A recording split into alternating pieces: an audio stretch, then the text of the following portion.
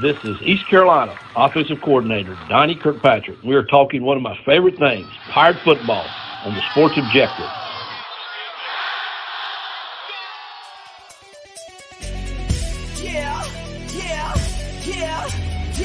My heart is purple and gold. I'm a pirate down to my soul, and I don't back down, not at all. Find out when the cannons explode, from the sidelines down to the post. Put it down like not even close. All out to my last whistle blow. From the flag of the soul and crossbones. Everybody stand up, get your hands up. Let the team know that we got they back. This is our house, this is our town, our time. Every 1-9 copy. How about those friggin' pirates?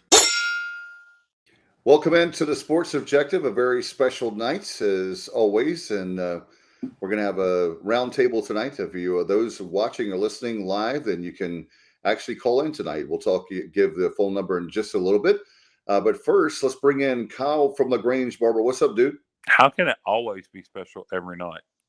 Because we're special, man. Well, you speak for yourself. What's going on, guys? It's an interesting time of year here. Ain't nothing going on with Major League Baseball, but there's some interesting things. There is some interesting things to talk about in regards to East Carolina, despite no sports going on.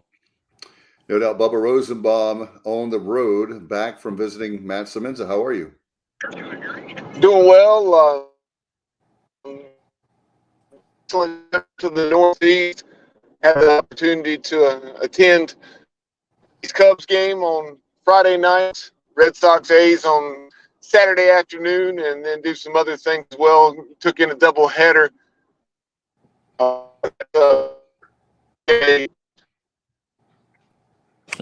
going to talk about how great Bubba's cell phone connection was, and then as soon as the show was going to start, it has to do it. Matt Semenza, what's up, man? Matty, what's up, guys? Hope all is well. Kind of chime in for Bubba a little bit there. He since his phone was cutting out, but Bubba turned into a northerner for a few days. We went to Manhattan. We took in the Freedom Tower. That's awesome. I saw those pictures. Went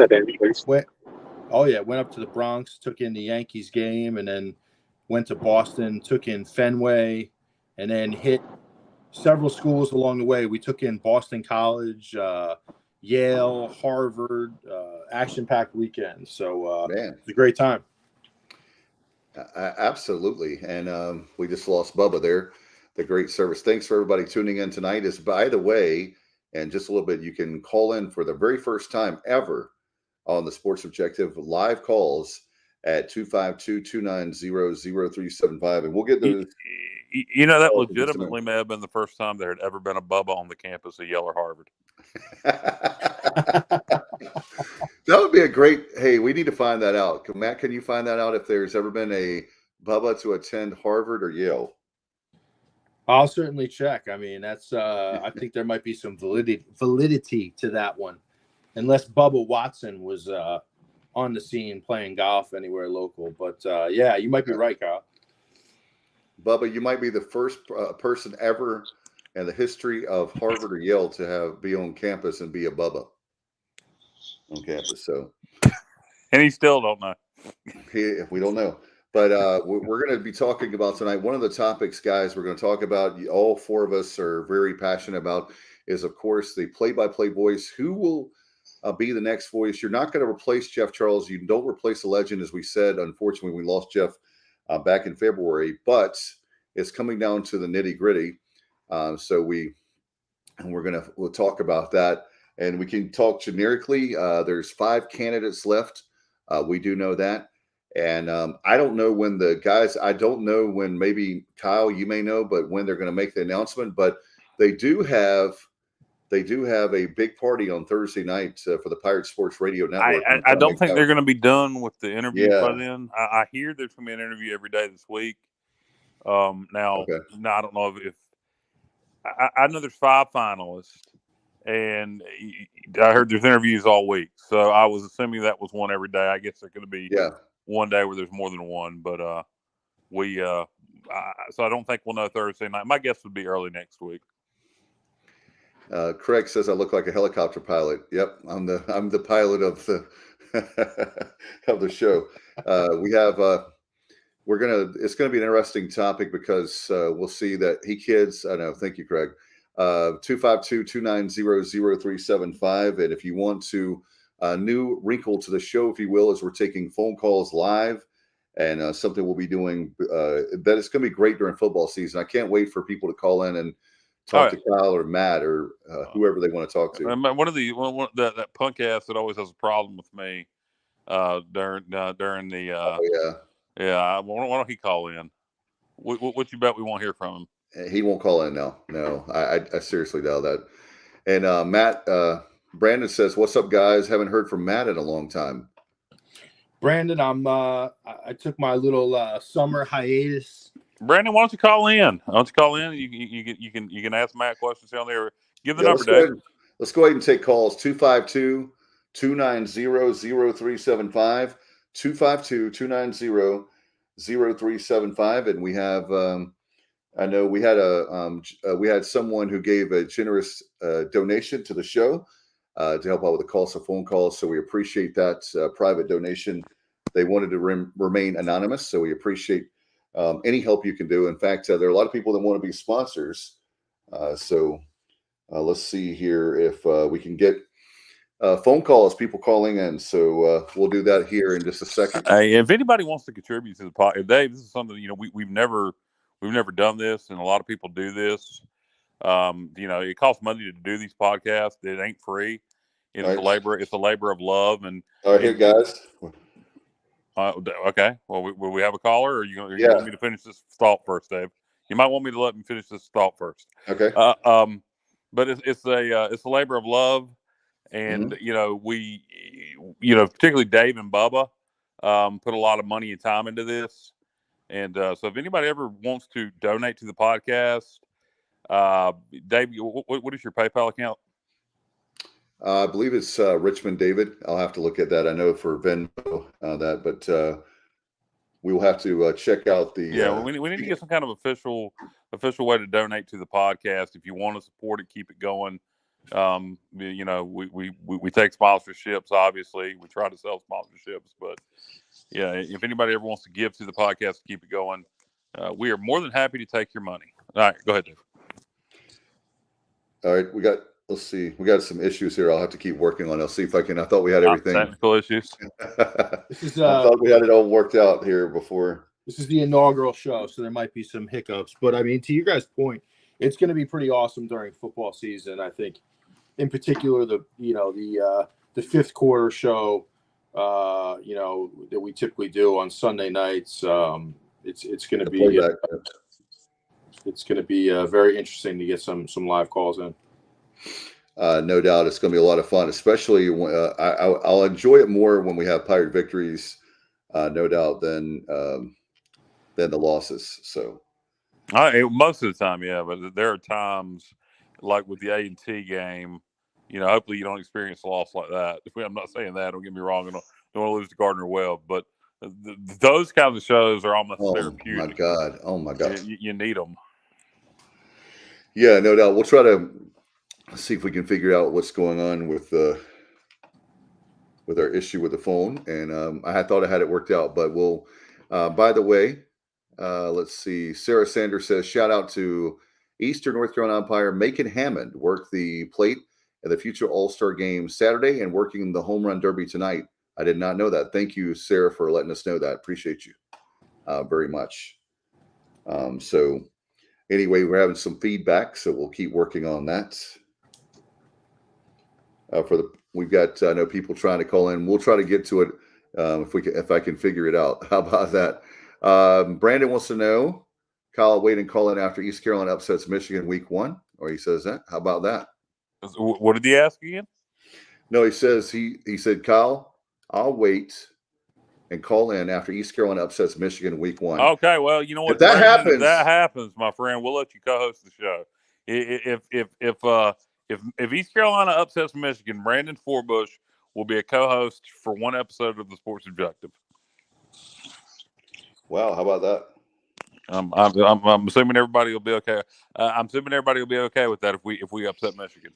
Be perfectly happy. Listen, I'm just going serious for a minute on this Michigan game. What I'm really looking for is just a competitive game. I mean, if we can get this thing into the fourth quarter, Yeah. Where it's, where it's competitive and, maybe within 2 scores where you might have a chance to make it interesting. That's really what I'm looking for. That might seem like a defeatist attitude, but I wouldn't have said that last year, but I try to be realistic. Yeah. This is a young team. There's a lot of new faces. We have a first-time quarterback. We're going to have a new starting running back, lots of new receivers, lots of new O-linemen, lots of new faces on D. It's going to take some time. So my expectations, I'm not expecting to win that game, but I'm hoping that we can get it into the fourth quarter where it's competitive. Do you turn Mason loose in that game and say, Mason, who cares? It's Michigan. You go out there and just play your ass off. If you think the pass is there, take it. You take chances and tell them to just go ahead and just turn him loose because, let him make the mistakes against Michigan because you're probably going to lose anyway kind of deal. And then if he has a perfect game, maybe you pull off. That's what it's going to take to beat Michigan. Or are you conservative with Mason against Michigan and try to make sure he doesn't lose his confidence against such a good defense? And it's his first game. Rely more on the running game and the defense, and maybe take deep shots with him because that's what he's good at. Yeah, I mean, it's a really good question. My thing with Mason early, especially in this game, is give him high percentage throws. Typically, in a quarterback's first start, you want to give him some high percentage throws where he only has to make one read. So simple plays like wide receiver screens. But I would say maybe some flares to run. This way, what you do is here's the thing. When you complete high percentage passes, number one, he gets his confidence, he gets in a rhythm, but the clock runs too. It's almost as good as a run play. So you mix in the short passing game, high percentage throws, and then you sprinkle in the running game because you really want to try to work the clock a little bit. If you're Mike Houston, I think he's really good at that. But I don't want to give him too much to answer your question. Like, I don't want him having to look to his third read. Give him some simple stuff where he can just simplify it and go. Yeah, the interesting thing about him, I don't know how he is with the screen game, but I know his strength is throwing the deep ball. So what's funny is what may be a more comfortable throw for him might not be a high percentage throw. He's got a rocket. That's kind of his strength. So I don't know how his accuracy is. But what you may see is a lot of run, go deep, run, go deep. I wouldn't be surprised if you see a lot of that. Oh, no doubt about it, man. Hopefully we can. Yeah. That'll be great to talk about if it's a tight game or a win, man. I really, we're trying to work on the phone calls, by the way, folks. We got a little bit of feedback, so I'm trying to work it out. So bear with us, and we'll try to get that tonight if possible. Guys, we had a question, by the way. Robert Matthews, Craig, Robert, Brandon, Sarah, all joining in tonight. If you have a question on Facebook, Chuck joining us as well. Well, let me get back to that in a second. Let's go to Robert. He says, any news on a replacement for the voice? So, Robert, let's go ahead and do that conversation, guys, because I know there's a lot of people in Pirate Nation that are dying to know. And here's what we know. We know there's 5 candidates. So they've narrowed it down to the 5 finalists. I think there's going to be maybe an interview every day. They're bringing the finalists on campus. We know that there's a committee. One interview today. Yep. And we know the 5 candidates. We just can't. Yeah. We know you don't know. We don't mean it like that, but we know the 5 candidates are. We just you shouldn't say them on air. Yeah. It's dumb. But I know who I wanted to have the job, and I'm not saying if he's a candidate or not, but I'd already said it on the air, and that was Chris Haymeyer. I had made that clear in the past. I'm not saying if he's a candidate or not a candidate, but I've wanted Chris Haymeyer here, really since before Jeff passed. I wish there was a way he could have been here working underneath Jeff. I know he was the head guy at Campbell, has been for the last several years, calling football and basketball. Did a good job here calling baseball. Was a sportscaster at WCTI. Called some Kinston Indian baseball. I believe, if I'm not mistaken, he was the host of the Fifth Quarter Call-In show. That sounds in right. 2007 and 2008. So he's somebody who knows Pirate Nation, and I'd love to see him with the job. And again, I'm not saying if he's a candidate or not, but that's something I stated right after Jeff passed. So I'm on record saying that a long time ago. So I feel comfortable discussing him. Dave, I don't know if you feel comfortable discussing any of the candidates. We said, I know that Robert says he wished Corey Glore was not a candidate. And I know Robert says, I wish Glore would come back. He's right. He's happy in Tulane. And no surprise there. And we know that one of our friends, Chris Edwards for Duke Baseball, he's a guy that we think a lot of, who's come on the show numerous times to talk about Duke baseball. So we appreciate him. He's a Pirate. Believe off the top of my head, guys, Bubba's a numbers guy, but I believe he graduated. It was during Holland's early time. I would say like something like 2006. I hope I'm not wrong on that. But anyway, let's see. Yeah, I know you spoke with Chris Edwards in the past, that you were big on him. Yeah, he's another one. He's another one that's a Pirate. Duke's baseball play-by-play, and he's an East Carolina graduate. So again, somebody that we had talked about for the job already. We're not saying if he's a candidate or not a candidate, but we had talked about him in the past, and he's been on the show numerous times. So we feel comfortable discussing him. The other three candidates, I would not feel comfortable discussing because we have not mentioned them previously. Right.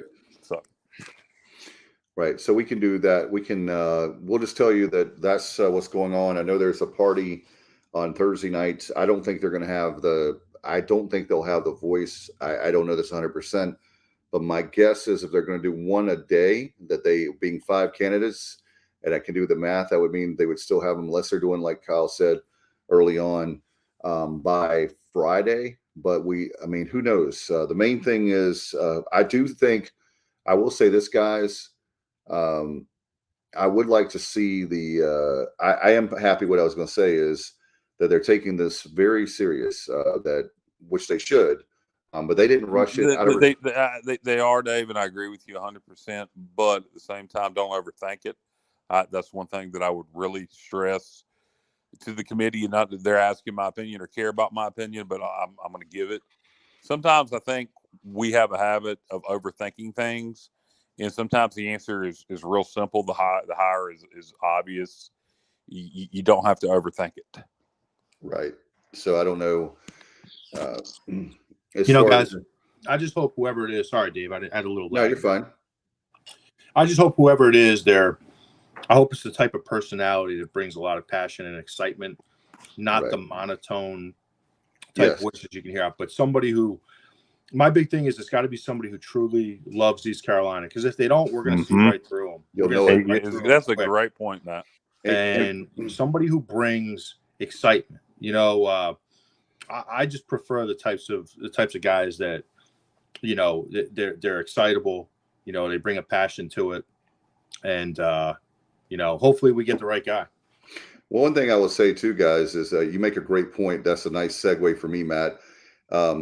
We don't need a guy that's a stepping stone, and maybe the administration does it, but we need a guy.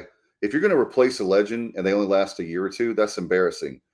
So I hope that they will keep that in mind. I'm glad they're taking it serious. They're not rushing it out of respect to Jeff and all that. You don't replace a legend, as Kyle said way back in February, which is spot on. My personal opinion would be, don't trust the fact that, let me make a point. Let me make a point in this, and I know that the administration doesn't know this, okay? But I will just say this. Let's make sure it's the right fit for East Carolina. Mm-hmm. Don't trust the names of a conference that's south of us, if you know what I mean. Just because they're like, we had, hey Kyle, hey Matt, do you remember when they fired Logan and they go, oh, we've got this guy from the SEC. He's a coach. He's a defensive coordinator from Florida. Do you remember how well that worked out? Yeah.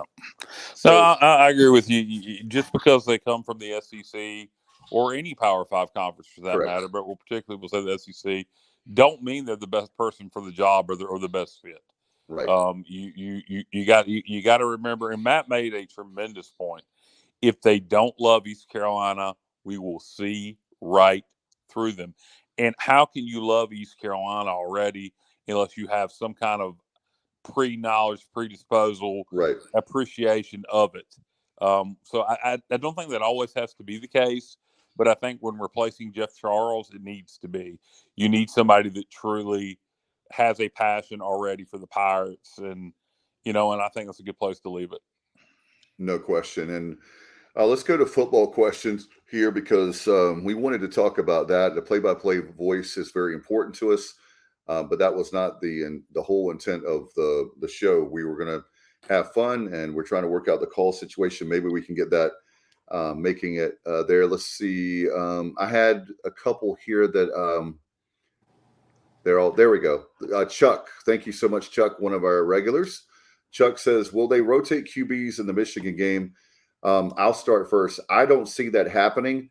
But hey, you never know. I mean, I'm not the coach of the Pirates. I'm not Donnie K, but I don't see them rotating. I hope not. If that's the case, that probably means either somebody didn't pull away during fall, or most likely Mason's having a bad game. So I think if you see that, it means either fall practice didn't go like we thought it was, right, or Mason has gotten rattled. So I hope not. Yeah, I mean, what you look for in that situation is you just want to be decisive, and you have all summer, you have your spring, you have all fall camp to kind of figure that out and practice. And I think as a coach, once you make that decision, you have to be decisive. And right, whoever it is, I think you're going to have some growing pains. And the funny thing is, even though Mason Garcia is probably the long-term guy, you're probably going to have more growing pains with him. Right. Just because he's a little younger, but he's had his time in the program. He should know the offense inside and out. But I think you will have some growing pains with him. But whoever it is, I expect it to be Mason. I know there's a lot of talk right now about Alex Flynn, but I think Mason is the future of the program, and I think that's who you're going to see. I think Mason, going to the Manning Passing Academy is going to help him a lot. Thank God for Holton for that, right? Right. No, yeah, Holton had a big hand, I'm sure, in getting him there, being he took part in it last year. And so that's that should help Mason. And I went back and watched a little bit of an interview with Houston at the ladies clinic from earlier this month, or late June, I guess it was. And he seems confident, really. And I don't know if it's because he has to be, because they're going into Michigan, and if you don't even if it's false bravado, even if you're bullshitting your team, if you don't act like you're 100% confident in your team, they're going to get destroyed at Michigan. So I don't know if he almost has to be overly confident at this point, or if it's genuine, because he seems like he's very confident to me. Not about beating Michigan, but just in general about the football team. Right. Let's see if we can get. No, I've still got feedback, so I can't. I'm trying really hard, guys. We'll keep see if we can work on that. We'll try on the phone calls. Sorry about that, guys. Some of the mix, so your audio's mixed in with the call. Yeah, I got to figure it out. I thought I had it figured out earlier with Bubba, and I tested it earlier, but for some reason I don't know what's going on. We'll figure it out. It's something I think with you guys having you guys and me, and but we'll figure it out. Yeah. Well, while you're figuring that out, Dave, I think to Kyle's point, you do sense a quiet confidence from the coaching staff when you hear them talk, and you can really hear it when Mike Houston does recent interviews. Right. He almost has an air about him, like, I know something you don't know. Right. And that's just one thing I've observed when I hear him this off season. It's almost like we have more than you know or think that we have. Right. We're going to surprise a lot of people. And again, I've said this many times over the last few months, but I really think the key for this team is, if you can come out of the first 3 2-1, you're set up for a tremendous year. Oh my God! Yeah, I'm going to be honest. If you're 2-1, you're set up for a tremendous year. I'm going to be honest with you, Matt, and I'm going to get killed by Pirate Nation for saying this. If we come out of the first three 1-2, I'll be satisfied. If we beat App or Marshall, I'll be satisfied because my expectations is 6-6. So if we go 2-1 in those first three, we are exceeding my expectations, and I'll be thrilled. But honestly, my expectations for the first, I expect to be 2-2 after Gardner Webb. My expectations are to go 1-2 the first 3 weeks, and anything less than that to me is disappointing. Anything better than that would be a huge achievement. I could even argue, and I agree with you, Kyle, 1,000%. I could even see it being 4-1 after the first 5 games, very easily, because the Michigan game, I don't feel very confident. I do think that. I'm going to say this. With that young of a quarterback who essentially has never started the game. I know the Navy game, but with all the young players we have, even if we're really good, a 4-1 start, I just don't see it. I don't see how in the world we would run through App, Marshall, Gardner Webb, Rice, all 4 in a row without stubbing our toes somewhere along the way. I mean, it's just honestly, Marshall's going to be really good. It's a home game. App, Phil Steele is big on App. I love Phil Steele, and I believe he's. I just don't see it. I don't either, and I believe he is the foremost expert, I believe, in college football.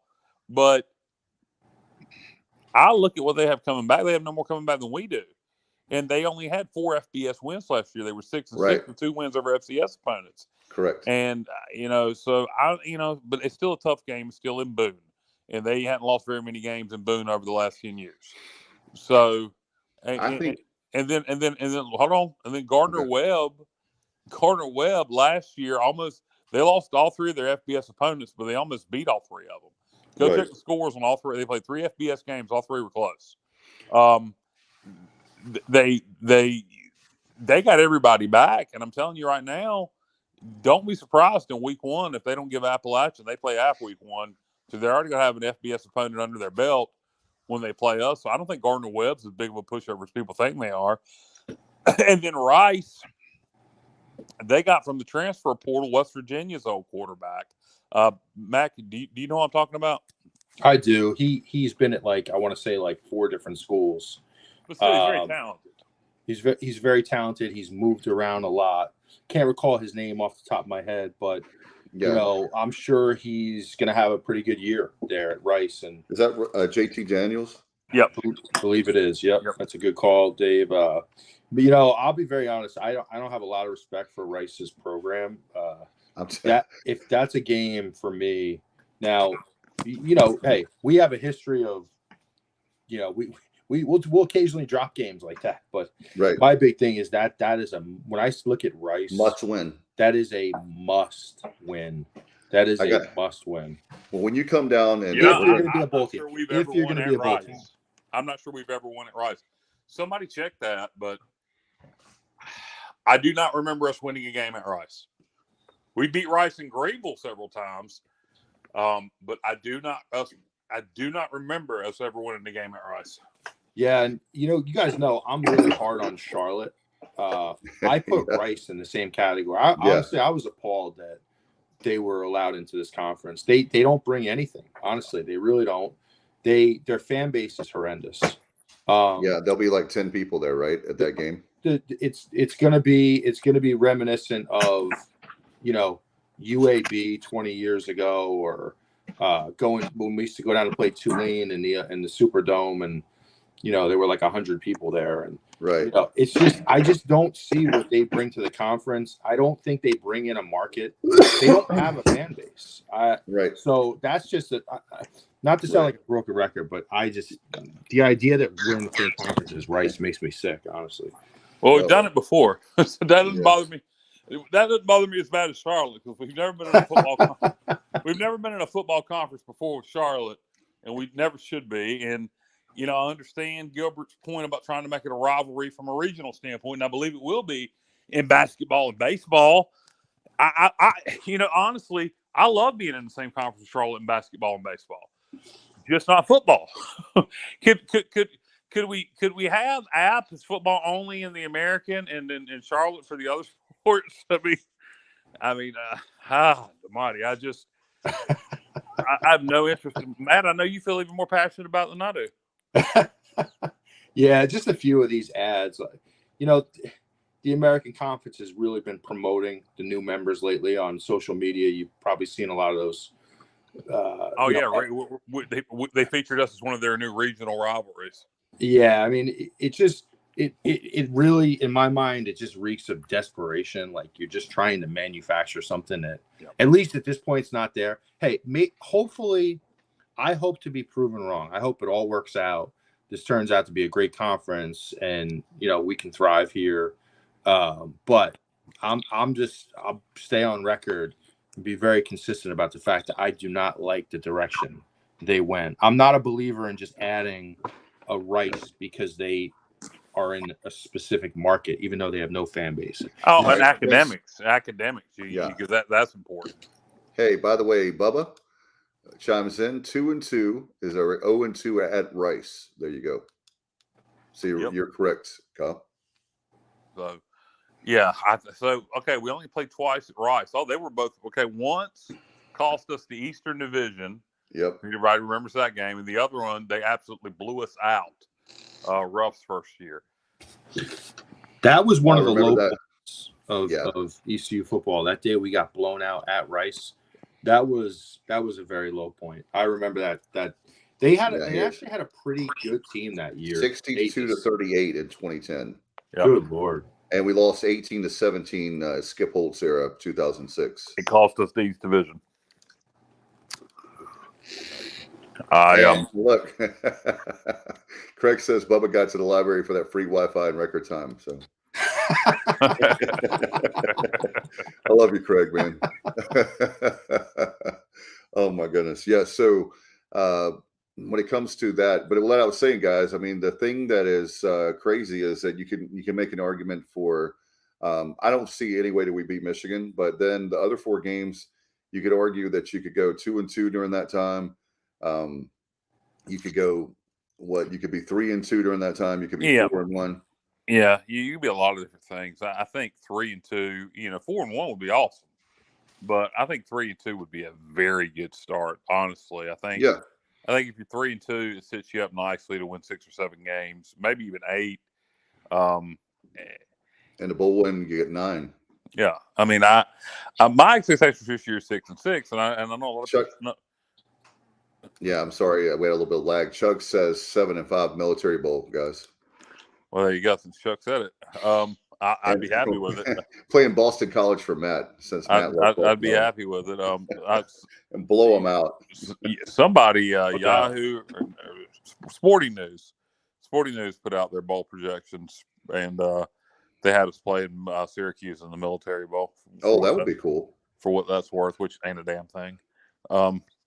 I look at, and some Pirate fans disagree because they think the new conference is weak. I actually think in terms of football, but that's what's so irritating about it is people think Rice is going to be terrible, and they're really not going to be. And then people look at Florida Atlantic and go, well, they're going to suck. Well, they've recruited really well, and now they got a real football coach with Tom Herman. So, I mean, and you have Navy. Yeah, Navy's always a pain in the ass. And there's so many games on the schedule that are tougher than I think people want to give credit for. But it's still just not appealing. I'm talking about 2 different subjects here. But my expectations for as young as we are is to go 6-6, and anything above that will be a plus to me. If we win 8 games this year, I would be considered a huge success. No doubt. And we'll have, it's one of those things we could actually, like you said, Kyle, I think we're definitely a bowl team. It's a matter of, like Matt, you made the great point. I remember the 99 team that goes down to UAB, and you're like, how in the heck in November of 99 did we lose that game? But there's so many games when you stump your toes. So we got to, what? Oh, never mind. I'm looking at some people. They're not listening. I would just say this. We do a show. Listen to the show. because when you pay attention to half the time, then you don't know what's going on. So I'll just say that to folks that are chiming in on our chat. So that's what I'll say. What are you talking about? Well, Elliot thinks. Listen, here it is. I'll put it up. I didn't want to get Kyle upset. Kyle, check your facts before you open your mouth. We played at Rice in 2006 and lost 17-18. Yes, we said that. That's what I'm trying to tell you, Elliot. Yeah, I don't. Look at this. Look at this. Look at this. We put this up on the screen, so pay attention. So look at that. That's from Bubba, 18-17, 2006. But what Kyle was alluding to was when we got blown out 62-38 in 2010. Exactly. So pay attention.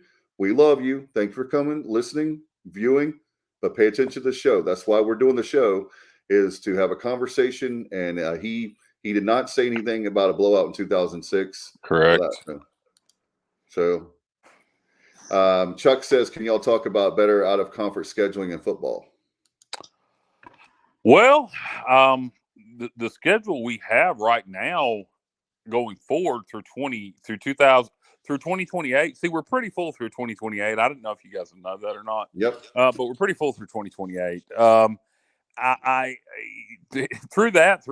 I'll give him credit where credit's due. Confer, he got us Wake Forest. He got the NC State series extended. He got us Boise State. No, actually Terry Holland did that BYU deal. He got us Boise State. So he did some decent things scheduling. Now, don't get me wrong. I'd rather have John Gilbert than Jeff Confer any day. I want to make that clear. And the Adidas deal, too, was good. Yeah. I'd rather have John Gilbert than Confer any day. But our schedule, I think, is all right through 2028. I don't have a problem with it in out of conference. I think this year's non-conference schedule is fine. Michigan, that's a huge national power. App State, Marshall Regional Appeal, and Gardner Webb. I don't mind playing one of the FCS. The problem is, what are we doing in the future? And Gilbert has talked about NC State and UNC and other so-called Power 5 schools not wanting to play us anymore. And he doesn't seem very aggressive about trying to make that change. And, maybe he's not saying things outwardly, but he's doing things behind the scenes. I don't know. But, Appalachian State, Marshall are one thing. Those are appealing rivalry games. We got a long history with Marshall. App State is a game that's going to become a rivalry as it will be played on a regular basis. I expect a long-term series with that to be extended soon. But in the future, and maybe one thing that could change some of these so-called Power 5 schools' minds, if we can go win, certainly 2024, one of the so-called Group of 5 schools is going to be making the playoffs every year. Yep. And when the playoffs expand, you got your 6 highest rated conference champions make the playoffs every year. There's only 5 power leagues, potentially soon to be 4. So East Carolina goes and wins the American a couple times, and we're in the playoffs a couple years, and people might laugh at that, but it's very possible. All we have to do is win the American, and we can make the playoffs starting in 24. And then all of a sudden, some of these NC States and UNCs may want to play you because they have to, because now we're starting to take recruits from them. Yeah, and a lot of good points there. Chuck, I think big picture standpoint, we are going to have to find a way at some point, and I'm not saying it's easy, and certainly a big challenge, but we are going to have to find a way in the future to get P5 teams to want to come to Dowdy-Ficklin Stadium. The Virginia Techs of the world, they don't want to come here anymore. The UNCs don't want to come here anymore. It's a huge challenge for us. I don't know how you get that done. We're going to have to try to find some leverage. But to Kyle's point, if you win, if you build it, they will come. If we can put together some great seasons, win some bowl games, some more bowl games, we just won one, and potentially have a chance to get into that playoff mix, now maybe you have some more leverage to get a team in there. But it's going to be a challenge. It's an uphill battle. No question. I think that, back in the day, We were, as Pirate fans, we were like, there's no way in the world we're going to do a 2-for-1, but I think that's what you're going to have to do. Oh, yeah. You definitely would do a 2-for-1 in this climate. Yes. Yeah. Maybe not with you or I wouldn't do it with UNC or NC State out of purpose. I would We're talking about like SEC schools or Big Ten. Yeah, I would rather just play UNC or NC State in Charlotte and not even play it in Greenville or Raleigh or Chapel Hill rather than to do a 2-for-1. We'll just play them on a neutral site from now on. That's fine with me. But look, if UNC or NC State don't want to ever come to Greenville again, fine. We won't go to Chapel Hill or Raleigh again. We'll play you in Charlotte. We'll meet you on a neutral site, and we'll play you anytime you want to. Charlotte Motor Speedway is one of my ideas for NC State, I think. But in terms of other schools, I would say also, as far as not Power 5, but I think we need to get a long-term deal with App, and I think that's something that it's probably in the works, because I think that is a rivalry that's going to be budding, and I think the fans will enjoy that game. I think the Marshall series is good. I think that's something we can get scheduled. Love the Marshall. Yes. So you should extend that. West Virginia. Well, that's a Power 5 if they want to do it. I know that. I'm talking about Group of 5. You can't just schedule any Group of 5 school. It's got to be one that's going to have interest. Right. We just played Coastal in a bowl. I don't know if our fans would want to see that or not. A home and home with them, I don't know. Southern Miss, yes, there you go. Even though they're not in the area, that's one the fans would respect. You see Southern Miss on the schedule. You particularly play it early season, you're going to get a turnout. You're going to get a good turnout for that game. I would say a name brand from out west, like we already have Boise, but I think a Colorado State or an Air Force, particularly an Air Force would probably draw really well with Seymour Johnson Air Force Base in Goldsboro. So you can be clever with your non-conference scheduling rather than just scheduling somebody because they're close by and in a Group of 5 conference. Right. And Elliot says, how about playing Duke? As I responded to Elliot, they have no interest in playing us. North Carolina, basically the only team on Tobacco Road at ACC schools that will play us is Wake Forest. So we got to give them credit. Here's another one. Sarah says that I was going to mention to you guys. So, but I'll give Sarah credit. I want to play Liberty for sure. Well, congratulations. We have that signed. Yeah. We're playing Liberty in a home and home. So congratulations to Sarah and Dave. That's already been taken care of.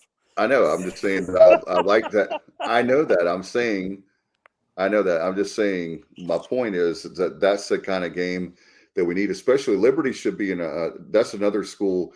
Maybe Semenza will disagree with me on, but that school has a lot of money and they need to be in our conference.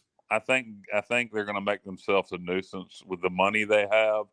They lose what's his face to Auburn. Hugh Freeze to Auburn, and they hired Jamie Chadwell from Coastal. Liberty's got a lot of money, and now they're in Conference USA. So if they go win Conference USA every year, they're going to be competing for that playoff spot along with us and whoever wins the American.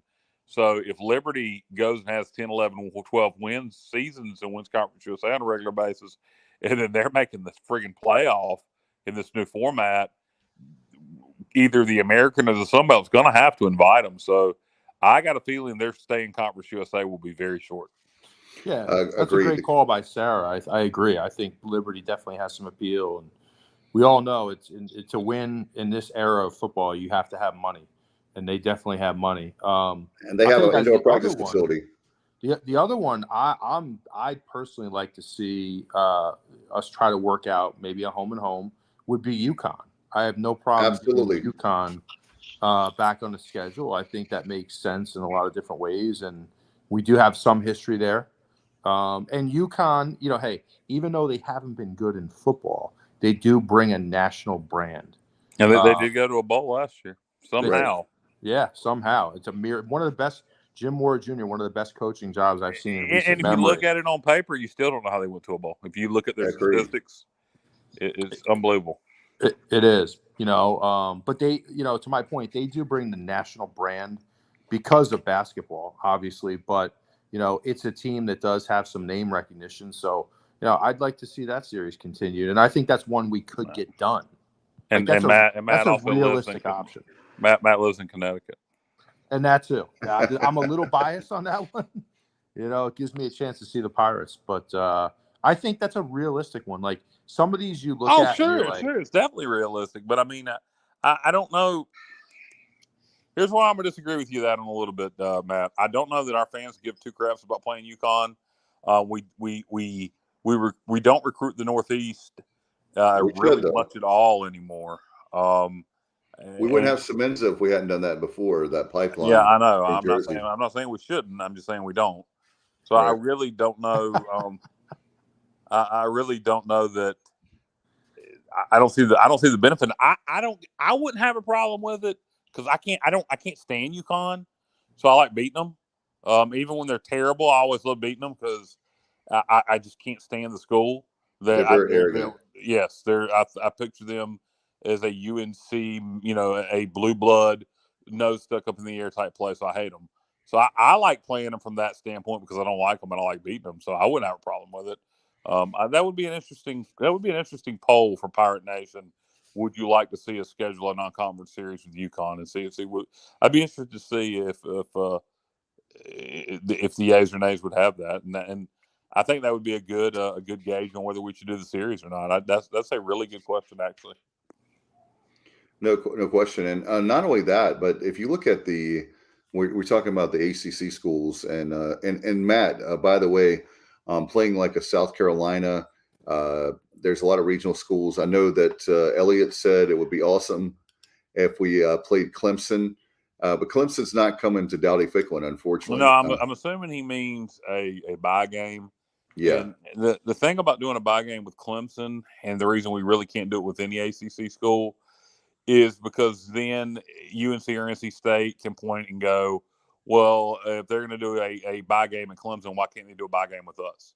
And I realize on the field it ain't the same thing, but you can't do it with them and then try to get UNC or NC State or Syracuse, for that matter, to play you home and home. So you got to be careful who you do that kind of thing with. Michigan's a good one. I would say Alabama. Yeah, well, I don't like games where I don't feel like we have no chance. I really don't.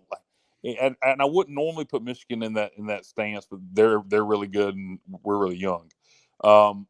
Alabama's the one you don't have a chance in. I would like Notre Dame. I'd love that. I'd love to go to Notre Dame because, I feel like Notre Dame's a place that would be a cool place to go. It would be a cool bye game, and it's a game I think we could win. Maybe. What about Penn State? Yeah, I would. I've always wanted to see a game. I wouldn't be overly intimidated by the odds of pulling off an upset in College Station.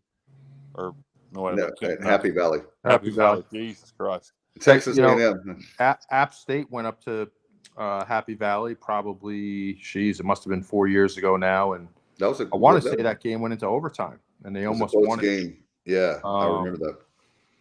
You guys know. You know what I'm going to say about that. It's a Big Ten school. I love Big Ten football. I think it's great exposure. I'd be all for that. And it's a team that we haven't. I think now this is off the top of my head. I think we've only played Penn State once in our history. That we played them in. God, Bubba's not on here. It was in the 80s, off the top of my head. The last time we played them, maybe 90s, but I don't remember it in the 90s. I think it was the 80s. I want to say it was like I don't know if it was 83, 84, somewhere around. Oh, that's right. Yeah, maybe the early. And Robert's asking again, what about Rocky Top again? Well, John Gilbert is coming from Tennessee. He has huge connections there. That would be one that I'd be okay with. Yeah. I think they're better now than they have been in a long time, unfortunately. But that would be one that I think would be a decent bye game and one you'd have a chance to at least perform well in. What about Vanderbilt? I love Nashville. Oh, no, you ain't going to do a bye game with Vandy. Now, if they want to do a 2-for-1 with us, I would do that. But I'm not going to do a bye game with Vandy, no. I'm just asking in general, playing them, not necessarily. Yeah. If they do a home and home, or I would even consider a 2-for-1 with them. Yeah, absolutely.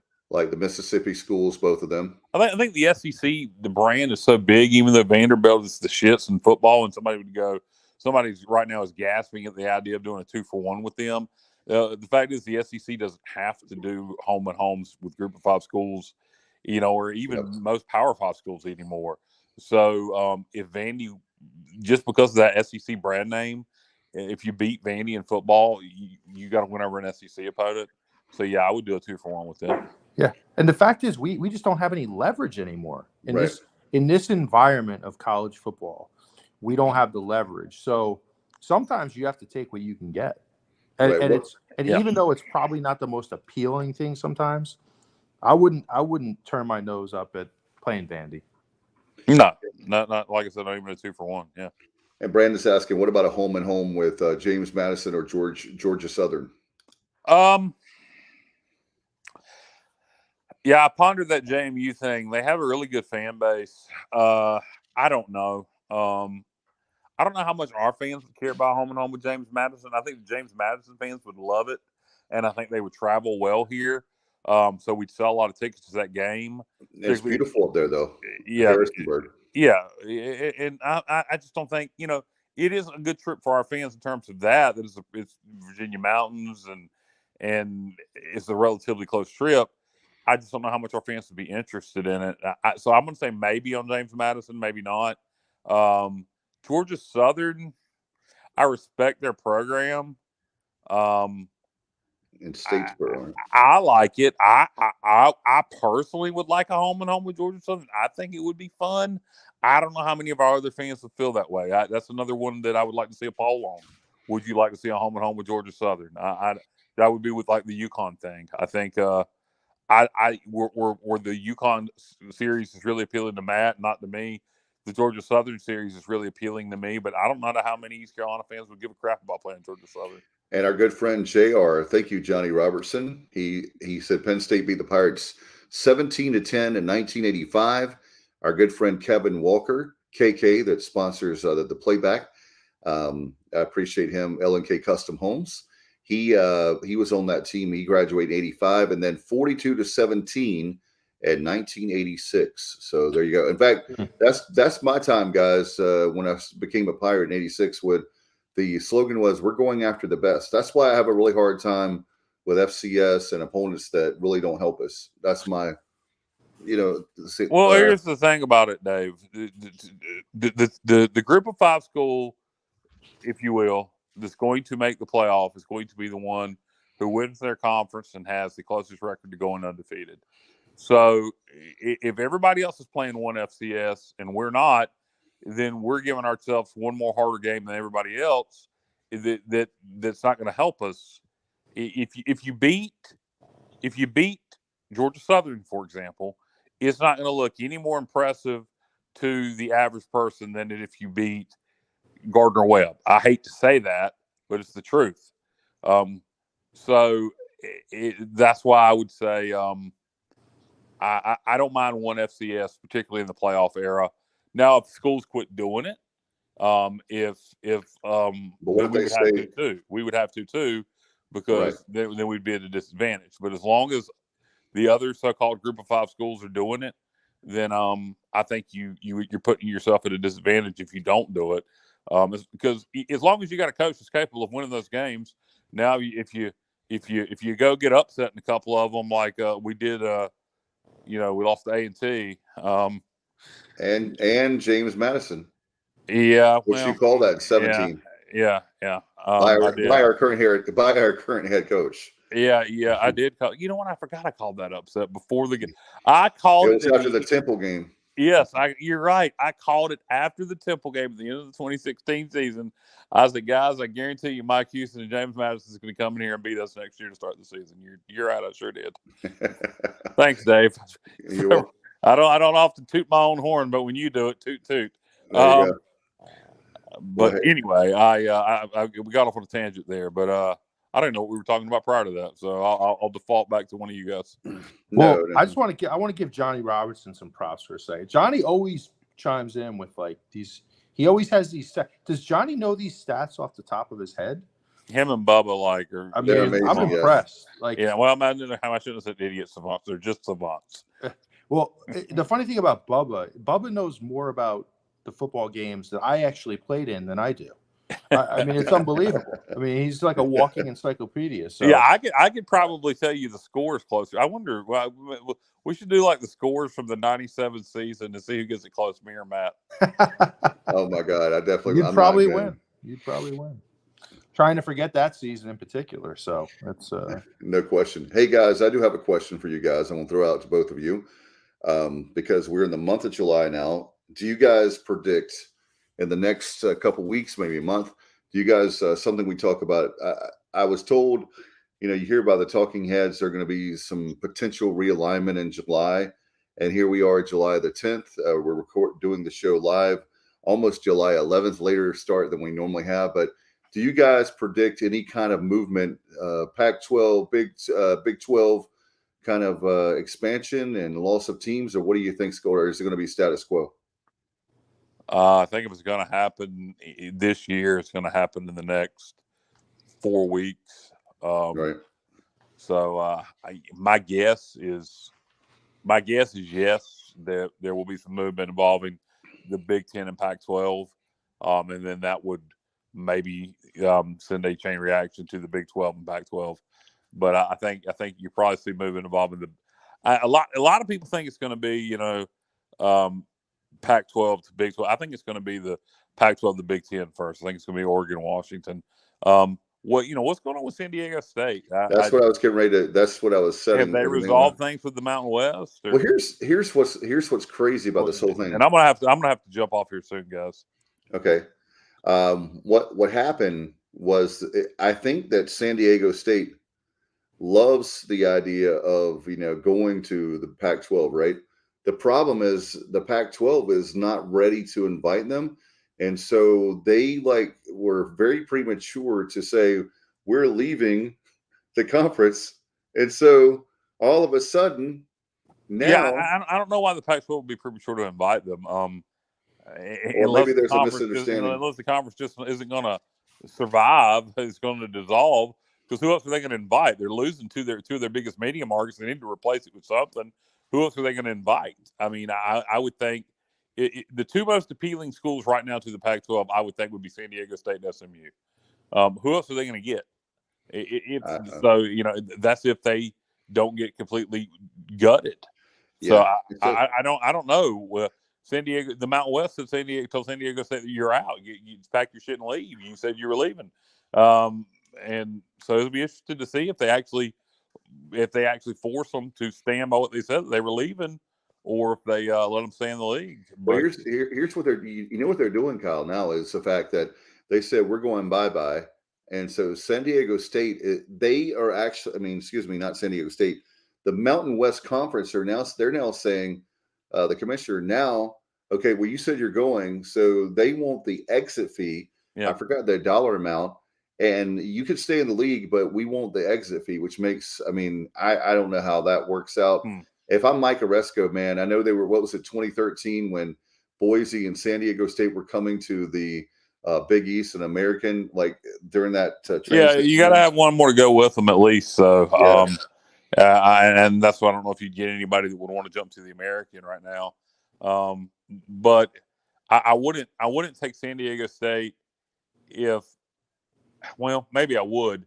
If I thought they were going to go to the Pac-12, if I wasn't sure, if I thought there was a 50-50 chance that the Pac-12 was going to implode, then I would probably invite San Diego State either way. And see if they wanted to come to the American, being their woes with the Mountain West, because then if it implodes and you already got San Diego State in hand, then you got leverage over the Mountain West for the remaining Pac-12 schools. Yep. So, as a matter of fact, I think with 14 teams, guys, I know this is going back to one of your ideas with you and Terry Holland, Kyle, is I think there needs to be a merger between the American and Mountain West. I really do, to stay viable and relevant. That's my gut feeling. I think that if you have a 24 team super conference, that's where we're going. Not that let me make it very clear.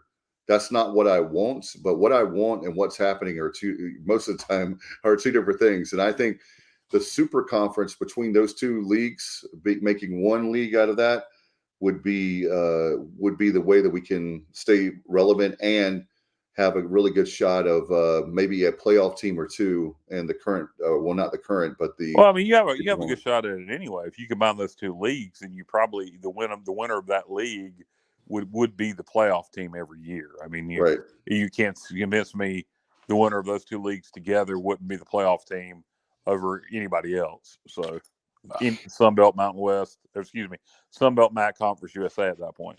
What do you think? I agree. I love that idea, and I've been saying that too, Dave. There's strength in numbers, and there is some appeal for me to try to come up with some sort of a super conference with the Mountain West. I mean, you still have some interesting programs out there.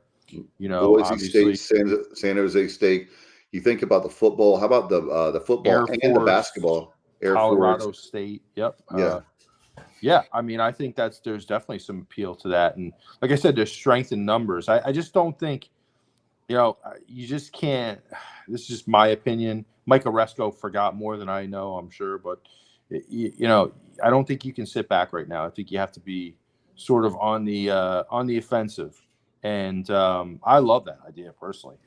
I would like that conference a lot more than I like this new American. I promise you that. Yeah. I think it would be. And another thing too is, out of curiosity, I know we're running a little bit over here, and we'll get out of here in just a second. But what do you think, guys, as far as a media deal? What do you think if you combine the American and Mountain West? For some reason, I want to say Conference USA, and that's not what I mean. American and Mountain West together. What do you think? Is $7 million now for the American? What do you think those two leagues together would bring in? If you had one super conference like that, you'd have a lot of content. You probably could get a couple partners. My guess, Dave, would be. I know it's speculation. I know. My guess would be probably 12 to 14 million. Would be my guess on that's. No, what I think could be even more appealing is if the Pac-12 does implode and you're left with those three: Cal, Oregon State, Washington State.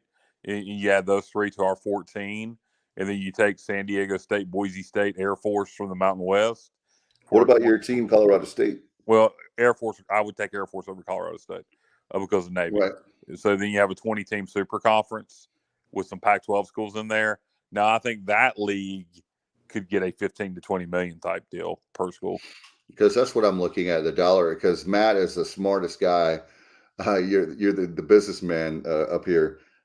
I really believe, like you said, Matt, in numbers. Not that you're taking. That's what I want to be clear. Because some people are out there saying right now, listening or watching, they're saying, Dave, you don't just take anyone. We're not saying take anyone, but I believe wholeheartedly is something that's like really like after me, I guess. I don't know what the right word is, but just like as far as the idea, because I think ESPN is probably going to tell Oresco at some point, hey, in order to you can expand. And another thing, guys, one more point I want to make about my idea is the new trend for commissioners is we would have ball games in every time slot, every time zone, every time slot. We would have games going. And I think that's when Kyle was talking about content, that was part of what I was going to say is that you have games starting at noon all the way up to 10 o'clock at night. Yeah. I mean, you could literally, if you had somebody in Upstart, and God forbid you sign with an Upstart, but let's just say somebody, so let's say Time Warner, the people on TNT and TBS wanted to start a sports network. You could literally just have the American, if it was a 2014 team with the Mountain West, sign that one conference, and you could fill your entire Saturday of college football just with that one conference from noon until 11 p.m., whatever, however late you wanted your kick. You could go, you got Hawaii, Dave. So you can go from noon until 12 a.m. Eastern. That's true. 12 a.m. Yeah. I hadn't thought about Hawaii. Yeah, I was just curious about that. That's something that it's been nagging at me. It's been bugging me that, like, why don't we do that? In Fresno, I don't know if did you guys mention Fresno? We did mention Fresno, but obviously they're in the Mountain West. So if you merge the two leagues, they would be there. Fresno, Kyle. I mean, they're great football program, always off the radar, but they consistently produce good, sometimes great NFL players. They produce some fantastic players over the years. They're the East Carolina or Southern. They're the East Carolina or Southern Miss of the West Coast. They're always good. They always pull off upsets. They could never make the damn New Year's Six bowl. They're the East Carolina or Southern Miss of the West Coast. And that would be that's a good analogy. I mean, I like it, and they do have a fan base too. That's one thing I like about Fresno. They do. They have a passionate fan base. So that's another program. I just think that there's opportunity out there. Well, what would be the ideal thing of all this? And we need to go, but if you just formed a super, you cut out all the crap and just formed the best of the rest, and you took an East Carolina and a Memphis and a Boise and a Fresno and a Colorado State, and you really formed just a coach. Instead of having 24 teams, you just had a 12 or 14 team league of just the best schools that actually gave a damn and could, perform on the field. Yeah, I think, but I do believe that that ain't gonna happen. The merger is more likely to happen. Yeah, I'm a merger guy on it. I really believe with the dollar amounts and and it could be, it's funny because the Mountain West commissioner, I remember him making a big deal about it, which that's his job to do. But the bottom line is things change so rapidly that you're laughing one day and you're crying the next. And all right, well, one more quick thing before we go, and then we're getting the hell out of here. Matt, your thoughts on Pat Fitzgerald? So, all right. So here's my thought. Now, I'm just going to first take this in two different ways. Fitzgerald as a coach, just as a football, not including this particular situation, he is an elite coach, absolutely elite, one of the best in the country. What he's done at Northwestern it's amazing. Incredible, honestly, to keep that team relevant in the Big Ten. Absolutely elite coach. Now, this particular situation, right now, all the facts haven't come out. So if these things were going on, if these things were going on and he knew about it, then yes, he deserves to be fired. What exactly, how bad was the hazing? I mean, I've never heard exactly. It was based on the story that, now, here's the thing, Kyle.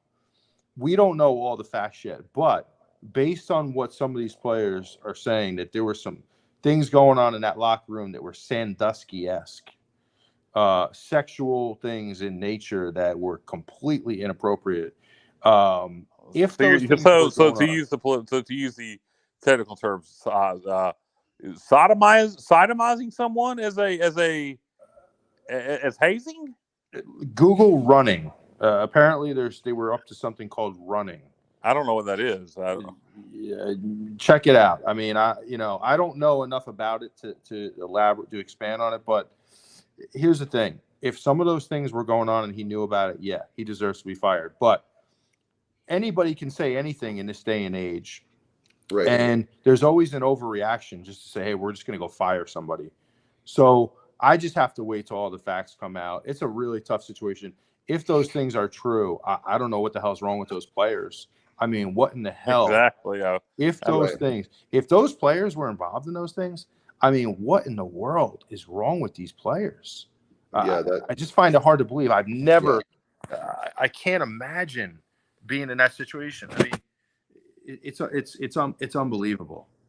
Some of the stories that are coming out right now. I think we're just going to have to kind of wait and see. That's a great point. The rush for judgment, especially in this day and age when you can put something up on the internet and it's true, right? So you have to be careful, especially when there are legalities involved. And I know for sure, guys, by the way, I know that this guy coached at NC State. Very sad to learn that Dick Sheridan, he was actually the coach during the Peach Bowl, passed away at the age of 81. So we're thinking about his family and friends, obviously during the different, and we may have our rivalries on the field and all that, but great coach for NC State, and sad to learn that, it's like an era and another person that we grew up with passing away. Yeah, no, sad to hear that. Condolences to his family and to Wolfpack Nation. One of the things, guys, I know we're running long, but thank you, JR. I was wondering about this. So we were talking about the off air about the major league draft. going on. Johnny says, I wish the best for Josh Groves and Josh Moreland, but I admit that I was not terribly disappointed that neither was drafted in the first 10 rounds of the Major League Draft. I would love to see both of them return to Greenville for next season. Amen, Johnny. That would be huge for the program. And I know that the great thing about both of those guys, they've got a huge future. So it's not like that this year is now or never. They have a huge career ahead of them. And it used to be that a lot of guys, as you guys know, and people that are listening or watching, the Major League Draft used to be a lot of rounds. They've shortened the number of rounds. And so it's more difficult, obviously, to be drafted, even though you may be a great player. And so this is great. And not for them personally, I know, but it should be great for the Pirates for the 2024 campaign. Yeah, no doubt. So anyway, I appreciate you guys very much. And obviously wish the best to them. And hopefully we'll find out if any Pirates, I guess those were the two biggest ones for the team. We'll see if anyone gets drafted. I don't know how many rounds. Yeah, they'll get drafted probably. I don't know how many rounds they go. They'll probably get drafted late. When it gets too late, there's no point in signing. Right, no question. Matt, do you have anything before we go, bro? Man, I'm just starting to get the itch a little bit for college football season. I mean, it's still a little early. I mean, I don't want to. Here's the big thing. You don't want to wish the summer away, because it comes and goes so fast, especially here in the Northeast. But I'm starting to get the itch. One of my goals this week, fellas, is I need to go out and buy some of the, the Phil Steele, Athlon. Yeah, just buy Phil Steele. Don't waste your money on any of the rest of them. It's that type of, it's that time of year where, it's time to study up on the season. No doubt. And maybe we'll have something in a few weeks when it comes to college football. We're working on that for sure. Guys, thank you so much for all the insight. And we appreciate all the viewers and listeners. It means a lot as the show continues to grow. And I promise we'll work on the phone calls. That was something we thought we had figured out. But I think I may have figured out what the issue is. And we'll take care of that this week as we do another show for sure. All right. Appreciate Bubba behind the scenes producing tonight. Appreciate Matt, Kyle, all the listeners. We had the roundtable tonight just for you. And we'll see you next time. And as always, go Pirates. And gold. I'm a pirate down to my soul, and I don't back down, not at all. Find out when the cannons explode, from the sidelines down to the post. Put it down like not even close. All out to the last whistle blow. For the flag with the soul and bones. Everybody stand up, get your hands up. Let the team know that we got they back. This is our house, this is our town, our time. Everyone, I copy that. Everybody in the stands go bananas, scream loud, baby, don't hold back. Every foot, every yard, every first down, every touchdown with the cannons blast. Get it on, get it all, get the wave going like a